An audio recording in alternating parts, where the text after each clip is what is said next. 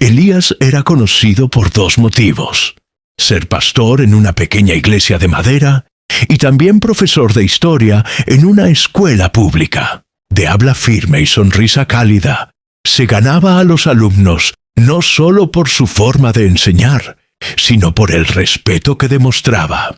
Mientras otros profesores leían fríamente los libros, Elías contaba historias, hacía comparaciones con la vida real y siempre les recordaba a los jóvenes la importancia de la dignidad y la solidaridad.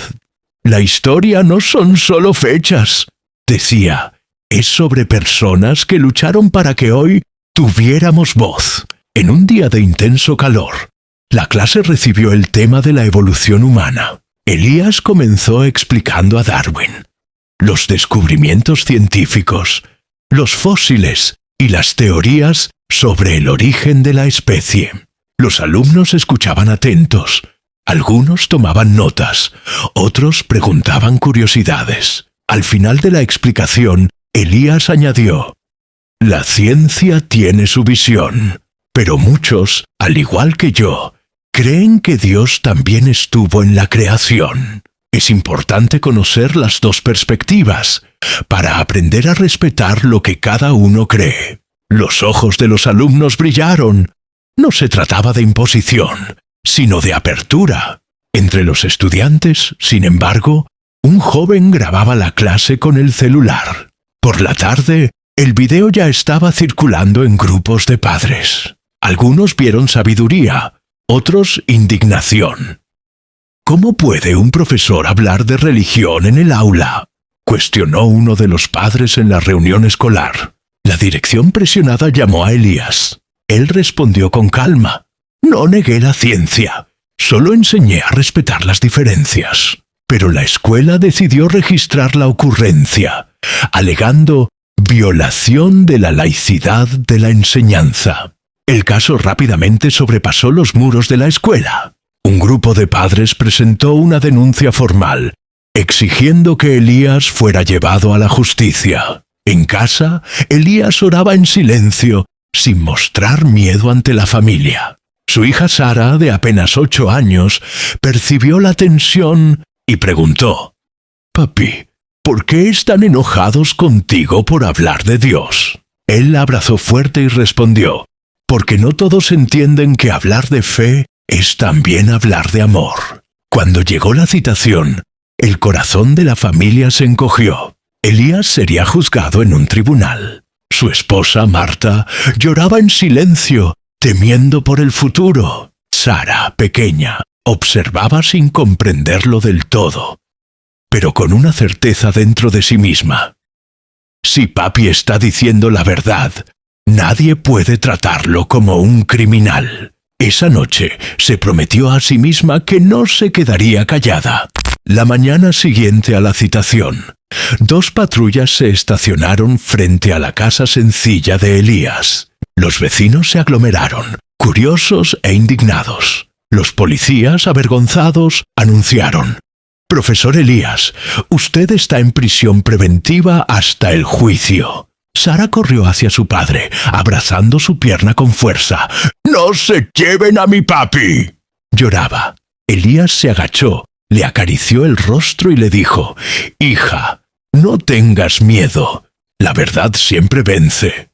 Días después, la sala del tribunal estaba llena de periodistas, profesores, padres y curiosos. En el banquillo de los acusados, Elías parecía tranquilo, pero sus ojos delataban el dolor de estar allí. La fiscalía fue dura. Abusó de su posición como profesor para introducir la religión en el aula, lo cual es inadmisible en un Estado laico. El público murmuraba, dividido entre el apoyo y la condena. El abogado de Elías intentó argumentar. No negó la ciencia, solo enseñó a respetar las diferencias. Pero cada frase parecía ser ahogada por el rigor de la fiscalía. Elías, incluso en silencio, mantenía una postura erguida, como si orara en pensamiento. Miró discretamente a Sara, que observaba todo de la mano de su madre, y sonrió para darle valor. Después de horas de debates, el juez supremo levantó el mazo. Este tribunal decide: Elías, condenado por violar la laicidad de la enseñanza. El sonido seco del mazo resonó como un trueno. En ese instante Sara no aguantó más. Soltó la mano de su madre, corrió hacia el frente y gritó: «¡Eso no es justo! Mi papá no es un criminal, solo enseñó a respetar». Los guardias intentaron alejarla, pero el silencio dominó la sala. La niña, con lágrimas corriendo por su rostro, encaró al juez con una valentía inesperada. «Señor juez, si mi papá no puede hablar de Dios, entonces ustedes están diciendo que Él no existe. Y eso también es elegir un lado». El tribunal se quedó atónito. Algunos se emocionaron, otros se avergonzaron. Elías, desde el banquillo de los acusados, bajó la cabeza y oró en silencio. «Gracias, Señor, porque hasta de la boca de un niño sale la justicia». En la celda helada, Elías se arrodillaba todas las noches. «Señor, no permitas que mi fe se apague, incluso ante la injusticia». Los otros presos lo observaban en silencio. Algunos se burlaban, otros sentían respeto.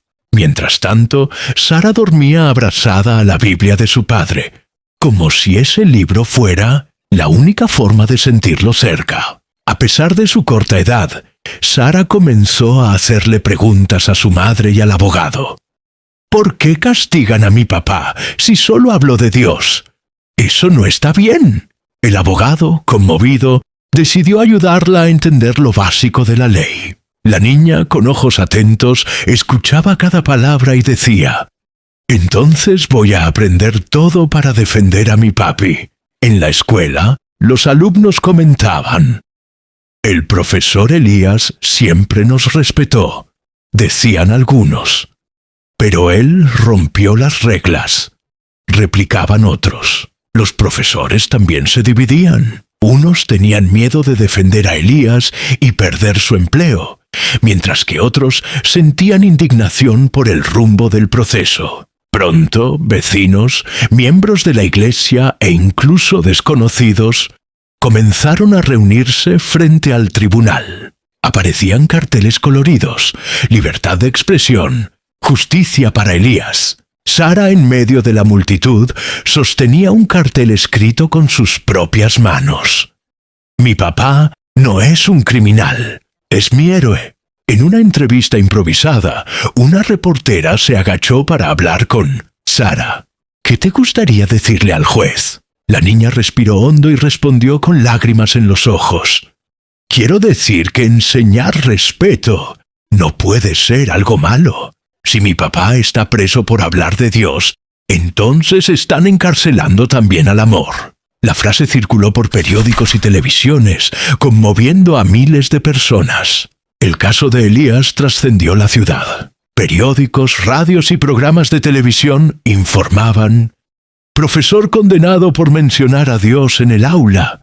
Muchos comentaristas lo llamaban censura, mientras que otros defendían el rigor de la ley. Sara aparecía en los reportajes como la niña de la justicia, conmoviendo al país con sus frases simples y directas. El juez supremo, conocido por su rigidez, comenzó a sentir el peso de la opinión pública. Mensajes llegaban al tribunal, unos de apoyo, otros de críticas duras. En su casa, solo frente al espejo, se preguntaba: ¿juzgué por la ley o por el orgullo de nunca retroceder? Determinado a apoyar a Sara, el abogado amigo de la familia comenzó a visitarla casi todos los días. Le enseñaba frases simples pero poderosas para usar en el tribunal. «No necesitas hablar como una adulta, Sara. Habla como una hija. Habla como alguien que ama la verdad». La niña asentía, anotando en su cuaderno infantil. Se programó una nueva audiencia. La multitud rodeaba el edificio con carteles y cánticos. Sara, con un vestido sencillo y trenzas en el cabello, entró de la mano de su madre. Al ver al juez sentado en su trono de autoridad, sus ojitos no vacilaron. Pidió ser escuchada. Cuando el juez lo autorizó, Sara se subió a un banquito para alcanzar el micrófono. Respiró hondo y habló. Si a mi papá no se le permite decir que cree en Dios, entonces lo están obligando a decir que Dios no existe. Eso también es elegir un lado. Toda la sala quedó en silencio.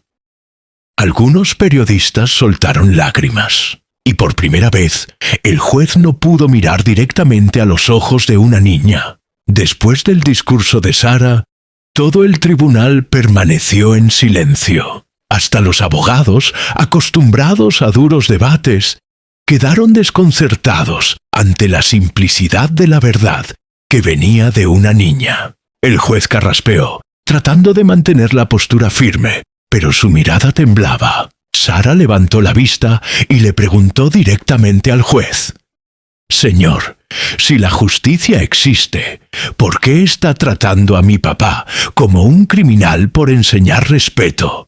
La pregunta resonó por la sala como un relámpago. Algunos jurados desviaron la mirada, incapaces de enfrentar la inocencia que denunciaba la injusticia. De vuelta en su sala privada, el juez supremo no podía concentrarse en los papeles. Esa voz infantil volvía a su mente una y otra vez.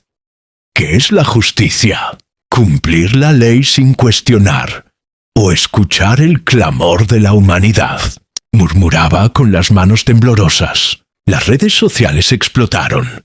Los videos del discurso de Sara se hicieron virales. Miles de mensajes surgieron.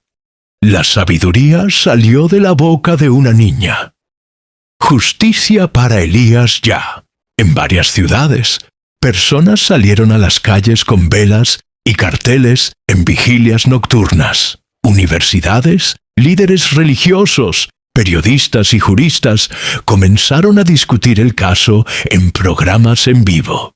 Algunos defendían, es libertad de expresión. Otros argumentaban, es una violación de la neutralidad escolar. Pero todos coincidían en algo. La valentía de Sara había cambiado el rumbo de la historia. La voz de la verdad. El pastor y su hija. Las ciudades se llenaban de marchas pacíficas. Las personas llevaban carteles con frases como «Hablar de Dios no es un crimen» y «Justicia para Elías». Sara, a pesar de su corta edad, se había convertido en un símbolo de esperanza. Artistas, periodistas e incluso políticos comenzaron a citar sus palabras. Dentro de la celda, Elías recibió una carta de su hija, entregada por el abogado. Ahora todo el mundo lo sabe. Al leer aquello, las lágrimas rodaron por el rostro del pastor. Se arrodilló y oró en silencio. Gracias, Señor, porque incluso de las voces pequeñas, tú haces truenos. En el tribunal, los jueces auxiliares y los jurados comenzaron a debatir entre ellos. Quizás fuimos demasiado severos, dijo uno. Pero si retrocedemos parecerá debilidad, replicó otro. El peso de la opinión pública, sin embargo, ya se había vuelto imposible de ignorar. En todo el país, los hashtags relacionados con el caso se ubicaron entre los temas más comentados. Los videos de Sara eran compartidos incluso fuera de las fronteras. Expertos extranjeros opinaban. Esta decisión podría definir el futuro de la libertad de expresión en las escuelas de todo el mundo. Ante la creciente presión, el tribunal programó una nueva audiencia para revisar la sentencia. Los periodistas la llamaron el juicio del siglo. Sara, al escuchar la noticia, abrazó a su madre y dijo, «Papá va a volver. Lo siento en mi corazón». La voz de la verdad. El pastor y su hija, toda la ciudad parecía moverse hacia el tribunal. Miles se reunían frente al edificio, sosteniendo velas, cantando y orando. Dentro de la prisión, Elías vistió la misma ropa sencilla del día de la condena.